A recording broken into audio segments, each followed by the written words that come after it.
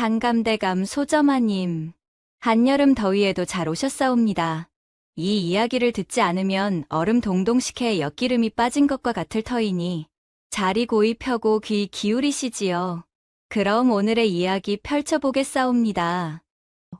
옛날 옛적에 남도의 한 고을, 그곳에는 몰락해 가는 양반댁이 하나 있었습니다. 대대로 이어져 온 기와집이었지만 이제는 처마가 기울고 담장이 무너져 내리는 형편이었죠. 그 집에 새 며느리가 들어온 것은 봄꽃이 한창 피어나던 때의 일이었습니다. 새 며느리의 이름은 옥분이었어요. 20살간 넘은 나이에 얼굴은 복숭아꽃처럼 곱고 키는 버들가지처럼 훤칠했습니다. 하지만 이 옥분이라는 아가씨, 겉모습과는 달리 집안일에는 영 소질이 없었어요. 시어머니가 쌀을 씻으라 하면 쌀알보다 물을 더 많이 흘려버리고 말이죠. 부뚜막에 앉아 밥을 지으라 하면 아랫불을 너무 세게 떼어 솥바닥을 까맣게 태워놓기 일쑤였습니다. 그런데도 정작 밥은 설익어서 딱딱하니 시어머니는 혀를 차며 속을 태웠어요. 아이고, 이게 무슨 밥이냐. 쌀을 낭비하는 것도 모자라 이런 돌덩이를 만들어 놓다니. 반찬을 만들라고 하면 더욱 가관이었습니다. 소금과 간장을 구별하지 못해서 나물에 간장을 팍팍 부어 넣어 새카맣게 만들어 놓거나 된장국에 소금을 한 움큼 넣어서 입에도 댈 수 없게 만들어 버렸죠. 시어머니는 한숨만 푹푹 쉬었어요. 바느질은 어떨까요? 바늘만 잡으면 손가락에 피가 나고 실은 엉키고 천은 삐뚤삐뚤하게 꿰매져서 볼품없는 누더기가 되고 말았습니다. 시어머니가 정성스레 준비해둔 명주 천을 하나 망쳐놓자 시어머니의 얼굴은 사색이 되었어요. 청소를 시키면 더욱 웃지 못할 일들이 벌어졌습니다. 마당을 쓸다가 중간에 나비를 쫓아가 버리거나 걸레질을 하다가 꽃밭의 꽃들을 구경하느라 이를 팽개쳐두고 말이죠. 한 번은 장독대에 장을 꺼내다가 그만 엎질러 버렸는데 그 장을 이웃집 누렁이가 와서 합쳐먹는 바람에 온 동네가 웃음바다가 되었습니다. 마을 사람들은 혀를 찼어요. 저 집 며느리 잘못 들였구먼. 집안일은 손톱만큼도 못하면서 밖에만 나다니길 좋아한다네.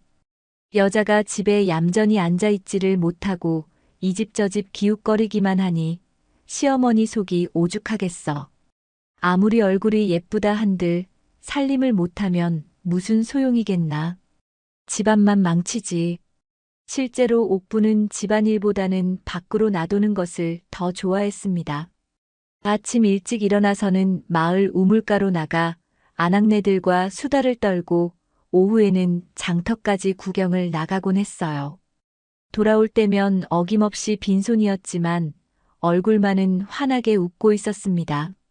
시어머니는 참다 못해 호통을 쳤어요. 여자는 집에 앉아서 살림을 익히는 법이다. 밖에 나가서 사람들과 떠들어대는 게 무슨 소용이냐. 그러면 옥부는 고개를 살짝 숙이며 대답했습니다. 죄송합니다, 어머니. 하지만 다음 날이 되면 또다시 마을로 나가곤 했어요. 시어머니는 답답함에 가슴을 쳤습니다. 이런 며느리를 둬서야 우리 집안이 언제 일어서겠나. 하늘이 우리를 벌 주시려고 이런 아가씨를 보내셨나 보다.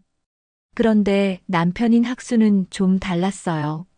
25살의 학수는 비록 가문이 기울어졌지만 학문의 뜻을 두고 있는 선비였습니다.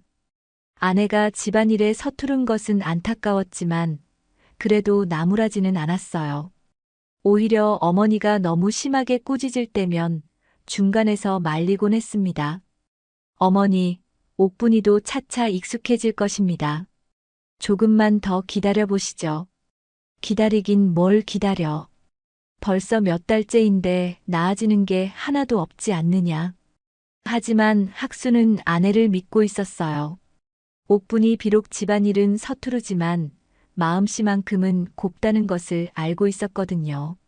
마을에서 힘든 일이 생기면 누구보다 먼저 달려가서 도와주고 어려운 사람을 보면 그냥 지나치지 못하는 마음 착한 아내였으니까요. 봄이 깊어갈수록 집안의 분위기는 더욱 무거워졌습니다. 시어머니의 한숨 소리는 날로 깊어갔고 옥부는 더욱 작아져만 갔어요. 하지만 이 모든 상황이 곧 크게 바뀔 줄은 아무도 몰랐습니다. 그의 여름이 지나고 가을이 깊어갈 무렵 학수는 뜻밖의 결심을 내비쳤습니다. 저녁상을 받으며 어머니와 부인에게 조심스럽게 말을 꺼낸 것이죠. 어머니, 저는 이제 글 공부에 더욱 매진하려 합니다. 과거에 급제하여 집안의 가세를 일으켜 세우고 싶어요. 시어머니는 반가운 듯 고개를 끄덕였습니다. 그래, 그래야지. 우리 집안이 다시 일어서려면 내가 벼슬길에 나아가야 한다. 하지만 문제가 있었어요. 글 공부에만 매달리면 당장의 생계가 막막했습니다. 그나마 있던 논밭도 흉년이 들어 수확이 신통치 않았고 집안에 저축해둔 돈도 거의 바닥이 났거든요. 그때였습니다. 옥분이 돌연 나서며 말했어요. 서방님이 글 공부에 전념하시는 동안 제가 집안의 보탬이 되겠습니다. 시어머니는 의아한 표정을 지었어요. 아가가 뭘 할 수 있다는 거냐? 장터에 나가서 장사를 해보겠습니다. 돈을 벌어와 보겠어요.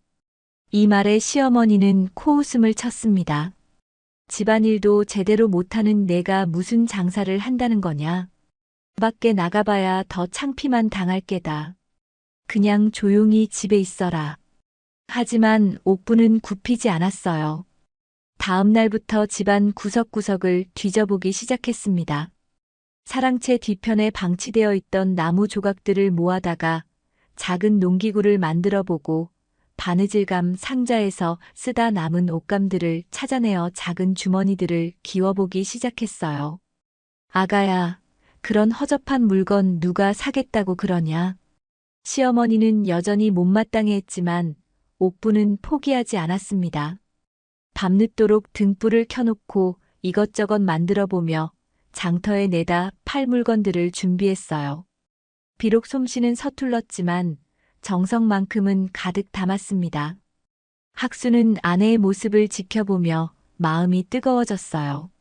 집안일에는 영 재주가 없던 아내가 이렇게 애쓰는 모습이 기특했습니다. 부인, 무리하지 마시오. 제가 글 공부 틈틈이 다른 일도 해보겠소. 아닙니다, 서방님. 서방님은 오직 학문에만 정진하세요. 저는 제 나름대로 해보고 싶은 일이 있어요. 옥분의 눈에는 이상한 빛이 돌고 있었습니다. 집안에서는 늘 작아져만 했던 그녀였지만 이상하게도 장사 이야기만 나오면 자신감이 넘쳤어요. 며칠 후 옥부는 드디어 자신이 만든 물건들을 보따리에 싸서 장터로 향했습니다. 시어머니는 한숨을 푹 쉬며 중얼거렸어요. 저런 아가를 두고 볼 수밖에 없으니 내 팔자야 뭐 하겠나. 창피를 당하고 와야 정신을 차리겠지. 하지만 학수만큼은 아내를 믿어보기로 했습니다. 비록 집안일은 서투르지만 사람들과 어울리는 재주만큼은 남다른 구석이 있었거든요. 마을 사람들과 이야기할 때면 어찌나 밝고 활기찬지 보는 사람마다 기분이 좋아졌으니까요. 첫날 장터에서 돌아온 옥분의 손에는 놀랍게도 동전 몇 푼이 들려 있었습니다. 많은 돈은 아니었지만 그래도 빈손으로 오지는 않은 셈이었어요. 어머님, 오늘 이것밖에 못 벌었지만 내일은 더 열심히 해보겠습니다. 시어머니는 놀란 표정을 감추지 못했어요. 설마 정말로 돈을 벌어올 줄은 몰랐거든요. 하지만 겉으로는 여전히 시큰둥했습니다. 겨우 저것 가지고 뭘 한다는 거냐? 차라리 집에서 바느질이나 제대로 익혀라. 그러나 옥부는 기가 죽지 않았어요. 오히려 더욱 열심히 물건을 만들어 이튿날 다시 장터로 나갔습니다. 그리고 그 다음 날도 또 그 다음 날도 계속해서 장터를 오갔어요. 신기한 일이었습니다. 날이 갈수록 옥분이 벌어오는 돈이 조금씩 늘어나기 시작한 거예요. 처음에는 한두 푼에 불과했던 것이 나중에는 10푼, 20푼까지 늘어났습니다.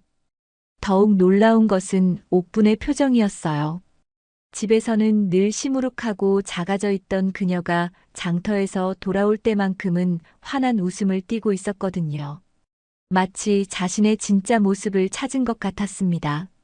학수는 아내의 변화를 지켜보며 생각에 잠겼어요. 혹시 자신들이 아내를 잘못 보고 있었던 건 아닐까요?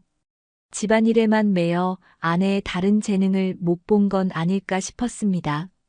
가을이 깊어가고 겨울이 다가올 무렵 옥분의 장사는 이제 제법 궤도에 올랐어요. 시어머니도 이제는 며느리를 보는 눈이 조금씩 달라지기 시작했습니다. 비록 입으로는 여전히 타박을 했지만 마음속으로는 대견스러워했거든요. 겨울이 지나고 다시 봄이 찾아왔을 때 옥분의 장터에서의 모습은 완전히 달라져 있었습니다. 이제는 단순히 물건을 파는 것을 넘어서 장터의 인기 상인이 되어 있었어요. 아씨, 오늘은 또 무슨 좋은 물건을 가져오셨나요? 장터 사람들이 옥분을 반갑게 맞았습니다. 옥분은 밝은 웃음으로 손님들을 맞으며 능숙하게 물건을 늘어놓았어요. 형님, 이건 오늘만 특별한 값입니다. 놓치시면 후회하실 거예요. 옥분의 말솜씨는 정말 대단했습니다. 딱딱하고 어려운 말 대신 정겨운 사투리로 사람들의 마음을 사로잡았어요. 그러면서도 물건의 좋은 점을 콕콕 짚어가며 설명하니 사람들이 안 살 수가 없었습니다. 이 바구니는 우리 집 뒤편 대나무로 직접 엮은 거예요. 튼튼하기도 하고 모양새도 예쁘죠. 아주머니 같은 분이 쓰시면 더욱 멋스러우실 거예요. 옥분의 입담에 아낙네들은 웃음을 터뜨렸습니다. 아이고, 입이 참 달아. 그럼 하나 사야겠네. 물건이 팔려나가는 속도는 다른 상인들보다 훨씬 빨랐어요. 하지만 옥분의 진가는 장사 솜씨만이 아니었습니다. 어느 날 나이 든 할아버지가 곡식 자루를 이고 비틀거리며 걸어가다가 넘어질 뻔했어요. 옥분은 재빨리 달려가서 할아버지를 부축해드렸습니다. 할아버님 괜찮으세요? 제가 도와드릴게요. 고맙다 고마워. 나이가 드니 힘이 딸리는구나. 옥분은 할아버지가 짐을 정리할 때까지 곁에서 도와드렸어요. 그리고는 자신의 물건 중에서 좋은 걸 골라 할아버지께 선물로 드렸습니다. 또 다른 날에는 돈이 없어서 떡을 사지 못하는 아이를 보고 자신이 점심으로 가져온 떡을 나누어 주었어요. 얘야, 배가 많이 고프구나. 이거 먹고 힘내거라. 고맙습니다, 마님. 아이는 눈물을 글썽이며 떡을 받아 먹었습니다. 어떤 때는 다친 장정을 보고 약초를 구해다 발라주기도 했어요. 옥분은 어릴 적부터 약초에 관심이 많았거든요. 이 풀잎을 으깨서 발라두면 금세 낫습니다. 무리하지 마시고 며칠 쉬세요. 아씨 덕분에 살았소. 정말 고맙소. 이런 일들이 하루 이틀이 아니었어요. 옥분은 항상 어려운 사람들을 도와주었고 그때마다 자신의 이익은 뒷전으로 밀어두었습니다. 장터 사람들은 점점 옥분을 달리 보기 시작했어요. 저 아씨는 마음씨가 참 곱구먼. 장사꾼 치고는 드문 사람이야. 그러게 말이야.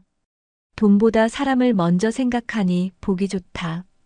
집에서는 무능하다더니 장터에서는 남자들보다도 낫네. 한편 학수는 아내의 소문을 듣고 궁금해서 몰래 장터에 가보았어요. 그리고는 깜짝 놀랐습니다. 집에서 보던 아내와는 완전히 다른 사람이 있었거든요. 환하게 웃으며 손님들과 이야기하는 아내의 모습에서 학수는 지금까지 몰랐던 새로운 면을 발견했습니다. 당당하고 자신감 넘치며 무엇보다 사람들에게 사랑받고 있었어요. 아, 내 아내에게 이런 재능이 숨어 있었구나. 학수는 감탄하며 집으로 돌아왔습니다. 그리고 그날 밤 옥분에게 말했어요. 부인, 오늘 장터에서 부인을 보았소. 정말 대단하더군요. 옥부는 부끄러운 듯 웃었습니다. 서방님이 보셨나요? 창피해라. 무슨 창피한 말씀이요. 부인에게 이런 뛰어난 재능이 있는 줄 미처 몰랐소. 앞으로도 마음껏 하시오. 학수의 격려에 옥부는 더욱 힘을 얻었어요. 이제 집에서도 예전보다 훨씬 밝아졌습니다. 비록 집안일은 여전히 서툴렀지만 자신감이 생기니 조금씩 나아지기 시작했어요. 시어머니도 이제는 며느리를 보는 눈이 많이 달라졌습니다. 여전히 집안일에 대해서는 타박을 했지만 며느리가 벌어오는 돈 덕분에 집안 살림이 펴지는 것을 부인할 수는 없었거든요. 봄이 깊어갈수록 옥분의 명성은 더욱 높아졌어요. 이제는 다른 고을에서까지 옥분의 물건을 사러 오는 사람들이 생겼습니다. 그리고 무엇보다 옥분이 도와준 사람들이 하나둘씩 은혜를 갚으러 오기 시작했어요. 하지만 이 모든 평온함이 곧 큰 시련으로 바뀔 줄은 아무도 몰랐습니다. 여름이 무르익어가던 어느 날 뜻밖의 손님들이 학수의 집을 찾아왔습니다. 낯선 사내의 셋이 험상궂은 표정으로 대문 앞에 서 있었어요. 여기가 학수댁 맞습니까? 그렇습니다만 무슨 일로 오셨는지. 학수가 정중하게 인사하며 물었지만 사내들의 표정은 좋지 않았습니다. 고 영감이 우리한테 진 빚을 갚으러 왔소. 고 영감이라니요. 당신 아버지 말이오. 돌아가시기 전에 남의 빚 보증을 잘못 서놓고 가셨거든. 학수는 깜짝 놀랐어요. 아버지가 돌아가신 지 벌써 3년이나 지났는데 이제야 이런 일이 생기다니요. 무슨 말씀이신지 자세히 설명해 주시죠. 김상인이라는 자가 큰 장사를 한다며 돈을 빌려갔는데 당신 아버지가 보증을 서주셨소. 그런데 그 김상인이 장사에 실패해서 도망쳐버렸어. 그럼 이제 보증인인 당신 집에서 빚을 갚아야지. 사내들이 내민 문서에는 정말로 아버지의 도장이 찍혀 있었습니다. 금액은 은 150냥, 보통 사람이 평생 벌어도 모으기 힘든 큰 돈이었어요. 이건 너무 갑작스러운 일입니다. 아버지가 돌아가신 지 벌써 몇 년이 지났는데. 그래도 빚은 빚이지. 3달 안에 갚지 못하면 이 집과 땅을 모두 압류하겠소. 사내들은 협박을 남기고 가버렸어요. 학수는 멍하니 서 있을 수밖에 없었습니다. 그날 저녁 집안은 깊은 침묵에 잠겼습니다. 시어머니는 아무 말 없이 눈물만 흘리고 있었어요. 어머니, 너무 걱정하지 마세요. 분명 방법이 있을 겁니다. 학수가 위로했지만 사실 자신도 막막했습니다. 그런 큰 돈을 어디서 구한다는 말인가요? 아이고, 우리 영감이 이런 일을 저질러 놓고 가셨구나. 평생 남한테 피해주지 않고 살려고 했던 분이 마지막에 이런 짐을 남겨두시다니. 시어머니의 한탄 소리에 옥분의 마음도 무거워졌어요. 하지만 그녀는 다른 생각을 하고 있었습니다. 분명 방법이 있을 거야. 포기할 수는 없어. 다음 날부터 학수는 평소 알고 지내던 양반집 친구들을 찾아다니기 시작했어요.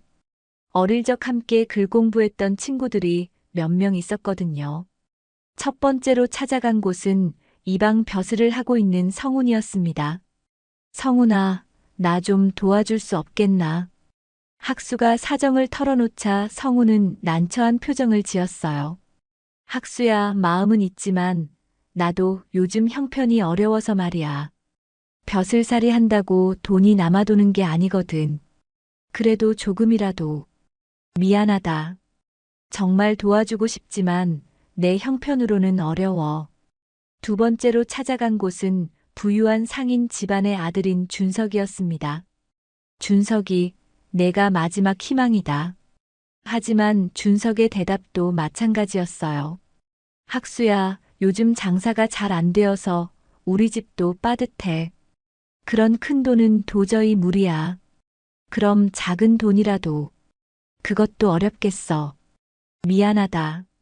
이렇게 하나둘씩 찾아다녔지만 결과는 똑같았습니다. 모두들 어려운 형편이라며 도움을 거절했어요. 어떤 이는 아예 만나주지도 않았습니다. 학수는 절망에 빠졌어요. 평소에 좋은 관계를 유지했다고 생각했는데 정작 어려운 일이 생기니 아무도 도와주려 하지 않았습니다. 세상이 이렇게 냉정한 줄 몰랐어. 학수가 풀이 죽어 집으로 돌아오자 옥분이 조심스럽게 물었어요. 서방님, 어떻게 되었나요? 모두들 어렵다며 거절하더군요. 이제 정말 방법이 없는 것 같소. 그때 옥분이 갑자기 일어섰습니다. 서방님, 어머님, 제게 한번 기회를 주세요. 아가야, 무슨 소리냐? 시어머니가 의아해하자 옥분은 단호하게 말했어요. 저에게는 다른 길이 있습니다. 제가 해결해 보겠어요. 부인, 그런 큰 돈을 어떻게? 서방님, 저를 믿어주세요. 분명 방법이 있을 겁니다. 옥분의 눈에는 강한 의지가 서려 있었어요. 비록 집안일은 서툴렀지만 사람들과의 관계에서만큼은 누구보다 자신이 있었거든요. 정말 괜찮겠어요. 네, 걱정하지 마세요. 내일부터 시작해 보겠습니다. 그날 밤 옥분은 잠을 이루지 못했어요. 머릿속으로 계속 계획을 세우고 있었습니다. 지금까지 장터에서 만난 사람들, 도움을 준 사람들, 그리고 자신을 아끼는 사람들을 하나하나 떠올렸어요. 분명 방법이 있어. 포기하지 말자. 이튿날 새벽 옥분은 평소보다 더 일찍 일어났습니다. 그리고 서툴지만 식구들 음식 준비해두고 자신은 밥도 한술 뜨지 않고 장터로 향했어요. 오늘부터 진짜 싸움이 시작이었습니다. 시어머니는 걱정스럽게 지켜보았어요. 저 아가가 정말 해낼 수 있을까? 하지만 학수만은 아내를 믿어보기로 했습니다. 양반 친구들이 모두 등을 돌린 지금 아내만이 마지막 희망이었거든요. 이른 아침 옥분은 장터로 향하며 마음속으로 계획을 정리하고 있었습니다. 무작정 돈을 빌려달라고 하면 안 되죠. 사람들이 안심하고 도와줄 수 있도록 확실한 계획을 세워두어야 했어요. 장터에 도착한 옥분이 제일 먼저 찾아간 곳은 쌀을 파는 한 아저씨였습니다. 아저씨, 안녕하세요. 아, 부인이구나.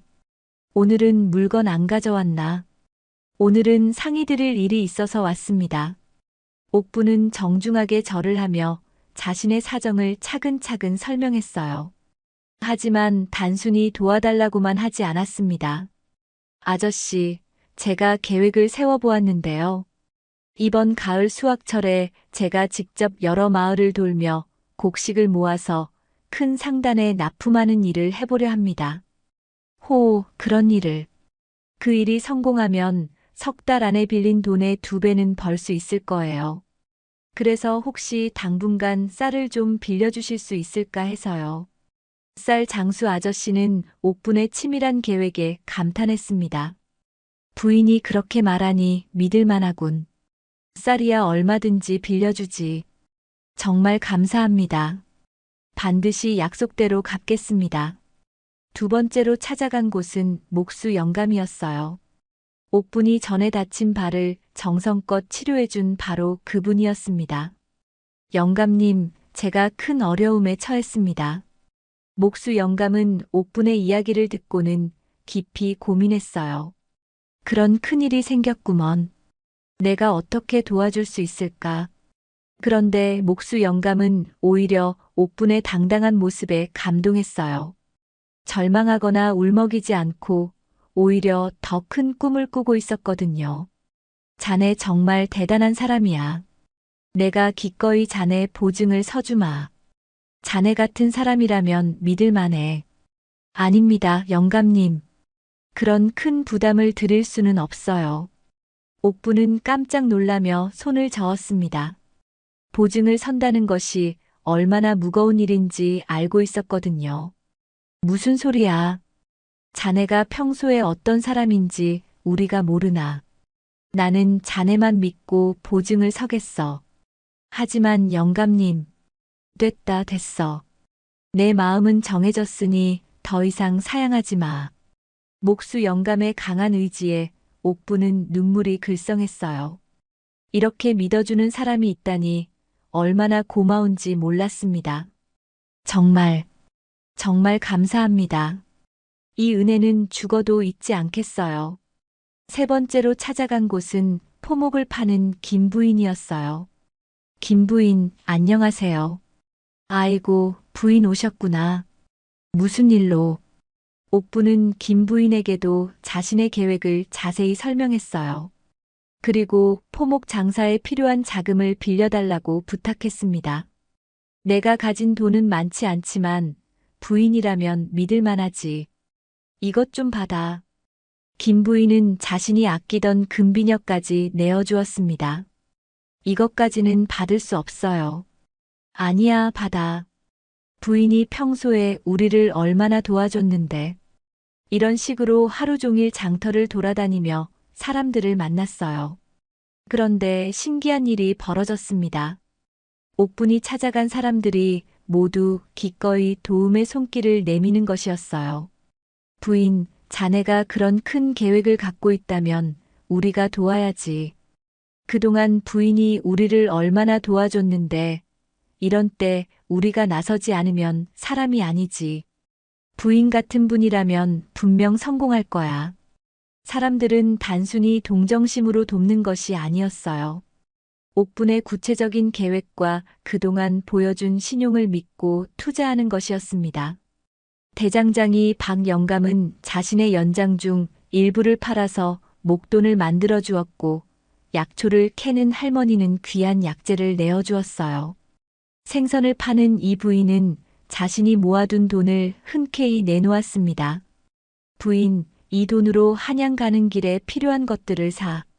정말 고맙습니다. 꼭 성공해서 보답하겠어요. 가장 놀라운 것은 마지막에 만난 김 판서였어요. 옥분이 예전에 그의 아내가 아플 때 밤낮으로 간병을 해준 적이 있었는데 그 일을 잊지 않고 있었던 거예요. 부인의 일이라니 내가 직접 나서겠소. 판서님께서 직접. 그동안 우리 집안이 부인께 진 빚이 많소. 이번 기회에 조금이나마 갚고 싶소. 김 판서는 자신의 영향력을 이용해서 한양의 큰 상단과 연결을 해주겠다고 약속했어요. 당장 돈으로 도울 순 없지만 얼른 자금을 모을 수 있도록 연결해 준 것이었지요. 그것만으로도 옥분의 사업은 반은 성공한 것이나 다름없었습니다. 정말 감사합니다. 어떻게 이런 은혜를. 부인이 평소에 베푼 덕이 이렇게 돌아오는 거요. 해가 질 무렵 옥부는 온갖 선물과 약속을 가지고 집으로 돌아왔어요. 시어머니와 학수는 믿을 수가 없었습니다. 아가야, 이게 다 어떻게 된 일이냐? 어머님, 사람들이 저를 믿어주신 덕분이에요. 옥부는 환하게 웃으며 하루 종일 있었던 일들을 자세히 이야기해 주었어요. 듣고 있던 시어머니와 학수는 감탄을 금치 못했습니다. 부인, 정말 대단하오. 이렇게 많은 사람들이 부인을 믿어준다니. 다 부인이 평소에 쌓은 덕이지. 그날 밤 옥부는 더욱 구체적인 계획을 세웠어요. 얼른 억울한 빚을 정리하고 이제 정말로 큰 사업을 해야 할 때였습니다. 다음 날부터 옥분의 본격적인 사업이 시작되었습니다. 목수 영감의 보증과 김 판서의 후원, 그리고 장터 사람들의 도움을 받아 지금까지와는 차원이 다른 큰 장사를 벌이게 된 거예요. 우선 사람들이 도와준 덕분에 당장 급한 보증선 빚을 해결할 수 있었어요. 더 나아가 빌린 돈과 물품들을 해결할 수 있는 사업의 기반까지 조금씩 마련해 둘 수 있었죠. 이 모든 것이 평소에 믿음직스럽고 신용 있는 모습을 본 사람들의 도움의 손길로 이뤄진 것이었습니다. 부인, 자네가 평소에 어떤 사람인지 우리가 다 알고 있으니까 이렇게 도와주는 거야. 맞아. 부인은 약속을 어기는 법이 없어. 그러니까 우리가 믿고 돕는 거지. 사람들의 진심 어린 믿음에 옥부는 더욱 책임감을 느꼈어요. 첫 번째 계획은 여러 고을의 특산품을 모으는 것이었습니다. 옥부는 직접 이웃 마을들을 돌아다니며 좋은 물건들을 모아들였어요. 이 고을꿀은 정말 유명하다더군요. 맞습니다, 부인. 한양에서도 비싸게 쳐주는 꿀이에요. 그럼 이것들을 모두 사겠습니다. 옥분의 사업수와는 정말 놀라웠어요. 가격을 깎는 것도 능숙했지만 무엇보다 상대방이 기분 좋게 팔 수 있도록 하는 재주가 탁월했습니다. 부인, 자네와 장사하면 기분이 좋아져. 서로 도움이 되는 장사를 해야죠. 이런 식으로 한 달 동안 열심히 돌아다니며 물건을 모은 옥부는 드디어 한양으로 떠날 준비를 했어요. 김판서의 소개장을 받아 한양의 큰 상단과 미리 약속도 잡아두었습니다. 그런데 떠나기 전날 뜻밖의 발견을 하게 되었어요. 시어머니가 옥분에게 집안의 중요한 문서들을 정리해달라고 부탁했거든요. 아가야, 이 상자 안에 있는 문서들 좀 정리해 줄 수 있겠니? 혹시 쓸모 있는 게 있나 봐서. 네, 어머님. 제가 해볼게요. 옥분이 오래된 상자를 열어보니 온갖 문서들이 들어있었어요. 땅 문서, 계약서, 편지들이 뒤섞여 있었습니다.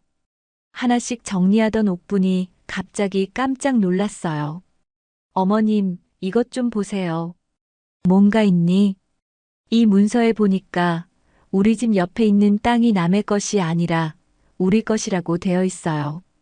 시어머니가 달려와서 문서를 살펴보았습니다. 아이고, 정말이네. 이게 언제 문서야? 할아버님 때 만들어진 문서 같은데요. 그런데 우리는 지금까지 그 땅이 남의 것인 줄 알고 있었잖아요. 그러게 말이야. 우리 영감이 생전에 그 땅 주인을 찾지 못한다고 했었는데, 더 자세히 살펴보니 정말로 집 옆에 넓은 땅이 시댁 소유였어요. 지금까지 아무도 사용하지 않아서 놀리고 있었던 그 땅 말입니다. 어머님, 이 땅을 활용하면 사업을 더 크게 할 수 있을 것 같아요. 어떻게 활용한다는 거니? 여기에 큰 창고를 짓고 여러 고을에서 가져온 물건들을 보관했다가 한꺼번에 한양으로 실어 나르는 거예요. 옥분의 아이디어는 정말 훌륭했어요. 그 넓은 땅에 창고를 짓고 물건들을 모아둔다면 훨씬 효율적으로 사업을 할 수 있었거든요. 그렇게 하면 더 많은 이익을 낼 수 있겠구나.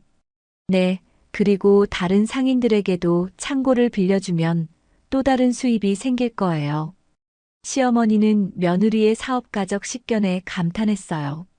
아가야, 내가 이렇게 머리가 좋은 줄 몰랐구나. 옥부는 즉시 이 계획을 실행에 옮겼습니다. 목수 영감과 다른 장인들의 도움을 받아 빠른 시간 안에 큰 창고를 지었어요. 부인, 이런 큰 창고를 짓다니 정말 대단해. 덕분에 사업이 훨씬 수월해질 것 같아요. 창고가 완성되자 옥분의 사업은 더욱 번창했습니다. 여러 고을에서 가져온 물건들을 체계적으로 정리해서 보관하고 가장 좋은 시기에 한양으로 실어 날랐어요. 첫 번째 한양 장사에서 옥부는 예상보다 훨씬 큰 이익을 남겼습니다. 창고를 다른 상인들에게 빌려주는 일도 큰 수입을 가져다 주었고요. 부인, 자네 창고만큼 좋은 곳이 없어. 임대료 좀 더 내도 되니까 계속 빌려줘. 고맙습니다. 서로 도움이 되는 일이죠. 이렇게 창고 사업과 한양 장사를 병행하며 옥부는 놀라운 속도로 돈을 모았습니다. 채 한 해도 지나지 않은 시점에 빌린 돈과 물품의 가치만큼을 모두 갚아버릴 수 있었어요. 여러분, 약속대로 모든 것을 갚겠습니다. 목수 영감을 비롯한 도움을 준 모든 사람들에게 원금은 물론 이자까지 두둑하게 쳐서 갚았습니다. 부인, 이렇게 빨리 갚을 줄이야. 정말 대단해. 약속은 지켜야죠. 그리고 여러분 덕분에 더 큰 사업을 할 수 있었어요. 사람들은 옥분을 보며 혀를 찼어요. 저 부인은 정말 대단해. 집안일은 젬병이지만 사교성과 사업 수완 하나만큼은 1등이야. 맞아, 사내로 태어났으면 조선을 삼켰을 거라니까. 장사 재주가 저렇게 뛰어난 사람은 처음 봐. 한 해도 안 되어서 빚을 다 갚다니. 이런 신용 있는 사람 또 없을 거야. 이런 평가를 들을 때마다 옥부는 뿌듯했어요. 자신이 진짜 잘할 수 있는 일을 찾았다는 생각이 들었거든요. 어머님, 이제 우리 집안 걱정은 없을 것 같아요. 그럼 이제 우리 집이 이 동네에서 제일 잘 사는 집이 됐구나. 시어머니도 며느리를 자랑스러워했어요. 처음에는 집안일 못하는 며느리라고 속상해했는데 이제는 그런 며느리가 집안의 가장 큰 자랑거리가 되었습니다. 그날 밤 옥부는 창문을 열고 밤하늘을 바라보았어요. 별들이 반짝이는 모습이 자신의 마음처럼 밝게 느껴졌습니다. 정말 다행이야. 사람들이 믿어주신 덕분에 우리 가족을 지킬 수 있어서 이제 정말로 새로운 시작이었어요. 빚을 모두 갚고 며칠이 지난 어느 저녁, 시어머니는 유독 말없이 옥분만 바라보고 있었습니다. 아가야. 네, 어머님. 어머니가 정말 잘못했다. 시어머니의 갑작스러운 말에 옥부는 깜짝 놀랐어요. 너를 처음 맞아들였을 때부터 나는 편견에 사로잡혀 있었구나. 며느리라면 의뢰 집안일을 척척 해내야 한다고만 생각했어. 시어머니는 옥분의 손을 꼭 잡았습니다. 내가 밥을 태우고 바느질을 서툴게 할 때마다 속이 상했지. 하지만 지금 보니 내가 얼마나 좁은 생각을 하고 있었는지 알겠더라. 어머님, 내가 집안일은 서툴러도 사람의 마음을 얻는 데는 누구보다 뛰어났구나. 그 많은 사람들이 너를 믿고 따르는 걸 보니 내 진짜 모습을 알게 되었어. 옥분의 눈가에 눈물이 맺혔습니다. 사람마다 타고난 재주가 다른 법인데 나는 왜 그걸 몰랐을까? 학수도 끼어들었습니다. 어머니 말씀이 맞아요. 부인은 집안일은 서투르지만 사람들과 어울리고 사업을 하는 데는 정말 뛰어나십니다. 제가 오히려 부인을 제대로 몰라봤던 것 같아요. 처음에는 저도 부인이 집 밖으로만 놔두는 걸 못마땅하게 생각했었거든요. 그날 밤 세 사람은 늦게까지 이야기를 나누었어요. 그동안 쌓였던 오해와 섭섭함이 눈 녹듯 사라져갔습니다. 앞으로는 서로를 더 이해하며 살자꾸나. 그리고 아가야, 집안일은 천천히 배우면 돼. 내가 차근차근 가르쳐 줄게. 시어머니의 태도가 완전히 달라졌어요. 이제는 강요하지 않고 옥분이 원할 때 조금씩 가르쳐 주기 시작했습니다. 아가야, 이 나물은 이렇게 무치는 거야. 네, 어머님. 이렇게요. 그래, 잘하네. 처음부터 잘하는 사람은 없단다. 옥분도 이제는 집안일에 대한 부담감이 줄어들었어요. 강요받지 않으니 오히려 배우고 싶은 마음이 생겼습니다. 학수도 아내의 사업을 적극적으로 도왔어요. 낮에는 글 공부를 하고 밤에는 아내의 장부를 정리해주며 사업 계획을 함께 세웠습니다. 부인 덕분에 이제 제가 마음 놓고 공부할 수 있어요. 서방님이 밤마다 도와주시니까 제 일도 훨씬 수월해졌어요. 며칠 후 옥분이 처음으로 혼자서 제대로 된 반찬을 만들어냈을 때 시어머니는 눈물을 글썽였습니다. 아가야, 이 나물 정말 맛있구나. 어느 날 저녁 온 가족이 마당에 앉아 달을 보며 이야기하고 있을 때였습니다. 1년 전만 해도 우리 집이 망할 뻔했었는데 이제는 이렇게 평화롭고 풍족해졌잖니. 다 옥분이 덕분이죠. 아니에요. 혼자서는 할 수 없는 일이었어요. 여러분이 저를 믿어주시고 도와주셨기 때문이에요. 저는 집안일은 못해도 이 집의 진짜 보배가 되고 싶었어요. 옥분의 말에 시어머니와 학수는 따뜻하게 웃었어요. 정말로 옥분은 이 집의 가장 소중한 보배가 되어 있었습니다. 그로부터 또 1년이 흘렀습니다. 옥분의 사업은 이제 여러 도에 걸쳐 알려질 정도로 크게 성장했어요. 옥분 부인, 이번에는 우리 경상도 지역까지 와주실 수 있나요? 저희 전라도에서도 부인과 사업을 함께 하고 싶습니다. 다른 도에서까지 사람들이 찾아와 옥분에게 제안할 정도였어요. 집 옆 창고도 이제는 세 채로 늘어났습니다. 많은 상인들이 창고를 빌려달라고 해서 계속 확장할 수밖에 없었거든요. 한편 학수의 글 공부도 놀라운 진전을 보였습니다. 부인, 드디어 과거 시험을 볼 준비가 되었습니다. 정말요, 서방님. 축하해요. 시어머니는 이제 며느리가 자랑스러워서 어쩔 줄 몰랐어요. 동네 아낙네들아, 우리 며느리 자랑 좀 들어볼래? 이번에 한양에서 큰 상단과 계약을 맺었다는구나. 우리 며느리는 정말 특별한 아가야. 사람 됨됨이가 남달라. 옥분도 이제는 집안일을 제법 할 줄 알게 되었어요. 어머님, 제가 만든 김치 어때요? 아이고, 이제 정말 며느리 같아졌네. 맛도 좋고. 어느 봄날, 옥분은 더욱 큰 계획을 말했어요. 서방님, 어머님, 이제 전국을 잇는 큰 상단을 만들어 보고 싶어요. 전국을 잇는 상단이라니. 네, 각 지역의 좋은 특산품들을 서로 연결해서 전국 어디서나 살 수 있게 하는 거예요. 대단한 꿈이군요. 제가 도울 수 있는 일이 있으면 뭐든지 말씀하세요. 그해 여름 마을에 큰 잔치가 벌어졌어요. 옥분이 마을 사람들을 위해 베푼 감사 잔치였습니다. 여러분이 저를 도와주신 덕분에 오늘의 제가 있을 수 있었어요. 부인 덕분에 우리 마을이 이렇게 번영하게 되었잖아요.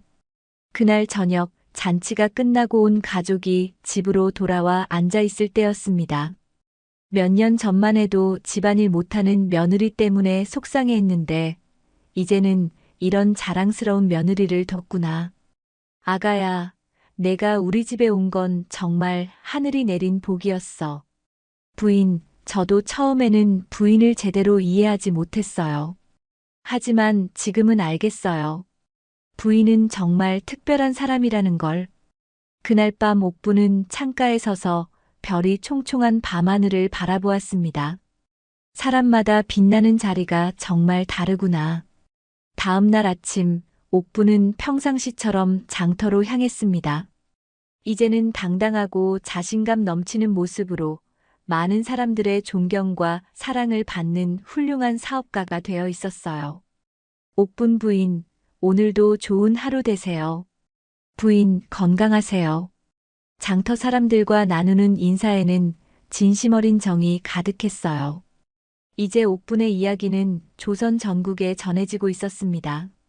집안일은 서툴렀지만 사람의 마음을 얻는 데 뛰어났던 며느리, 그 덕으로 가족과 마을 전체를 일으킨 감동적인 이야기 말입니다. 사람마다 타고난 재주가 다르니 억지로 남의 틀에 맞추려 하지 말라는 소중한 가르침을 남기며 말이죠. 때로는 겉보기에 부족해 보이는 이에게도 세상을 밝히는 빛나는 재능이 숨어 있을 수 있으니 겉으로는 모자라 보여도 그 속에 감춰진 진주 같은 보배를 찾아내는 지혜로운 눈이야말로 이 세상을 더욱 아름답게 만드는 참된 슬기라 하겠습니다.